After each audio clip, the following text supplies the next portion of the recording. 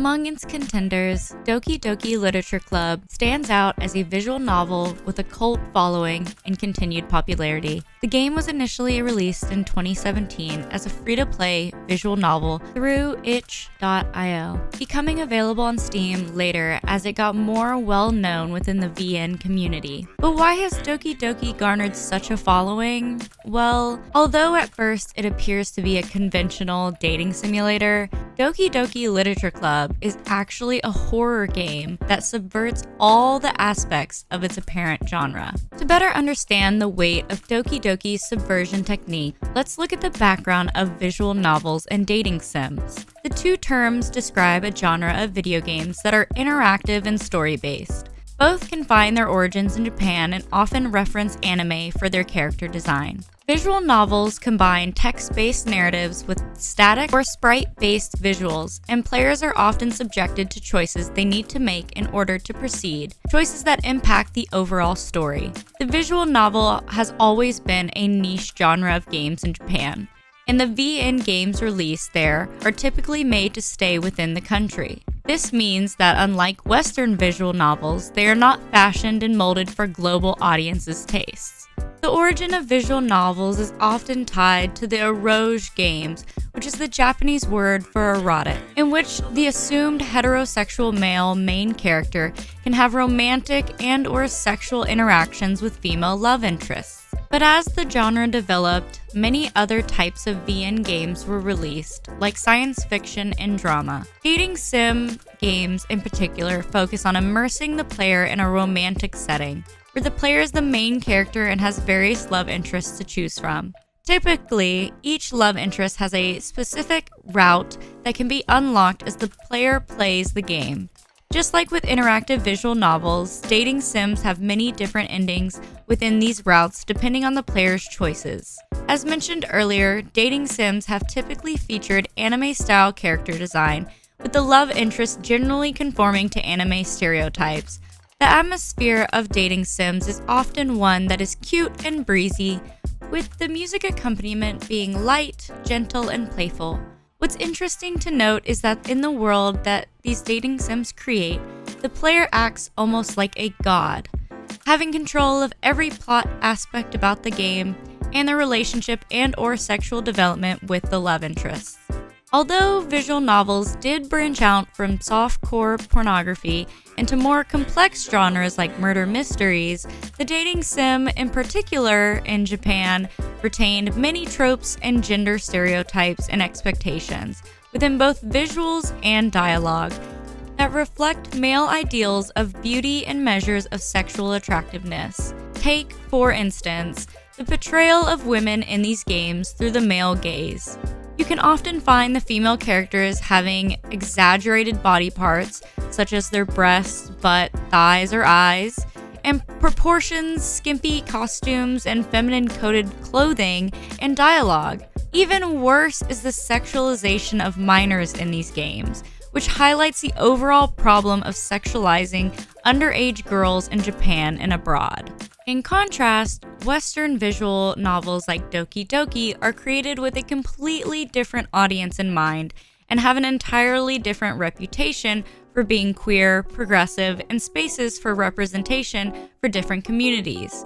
Although there are definitely clear influences from Japanese visual novels, and not all Western games are so progressive. The Western visual novel community is known for its varying animation styles, diverse characters, and LGBTQ+ friendly narratives. These variances are not only due to cultural differences, but through the means of production as well. Western visual novels are made by smaller indie creators who often use free software like Ren'Py and are funded via donations. Whereas in Japan, visual novels are a much larger industry with big businesses funding the games. The result is often two very different outcomes, with independent and smaller creators often releasing games that build upon the original VN setup to make them more tailored to Western sensibilities. As a Western visual novel, Doki Doki Literature Club subverts the tropes of the typical dating sim and transforms the experience into a horror game that is constantly breaking the fourth wall with the player. The game's love interests are all part of the Literature Club and are as follows: cheerful childhood friend Sayori, assertive Natsuki, timid and mysterious Yuri, and Monika, the leader of the club. The creator of the game, Dan Salvato, has had a love-hate relationship with anime and wanted to take a stab at the traditional visual novel stereotype of cute girls doing cute things, which is evident throughout the game. The characters of the Literature Club start off as sweet high school girls, reading poems together at the club and falling into romantic situations with the player. But as the game progresses, the player is revealed to the darker side of the story involving the characters' mental health, abuse, and struggles with their own autonomy. Against a backdrop of sunny skies and bright music, the game starts glitching out, and the character dialogue and CGs become jarringly dark. The game goes on to cover topics like self-harm and suicide, and the characters themselves become self-aware of the nature of the game. In Doki Doki Literature Club, there is no real happy ending. No matter what choices the player makes to advance their relationship with the girls, the game will lead to two tragic endings as the characters become self-aware. By not allowing the player to complete their romantic routes, the game strips total autonomy from the player and disrupts their godlike control over the girls. Whether it be through Monika deleting the other girls' files out of possessiveness, or Sayori forcefully closing the game in an alternate ending, the girls think for themselves and actively impact the direction of the story.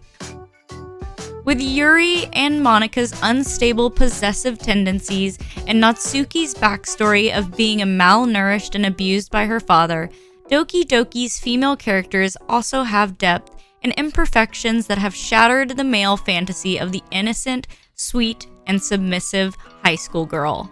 Admittedly, Doki Doki Literature Club has its limitations.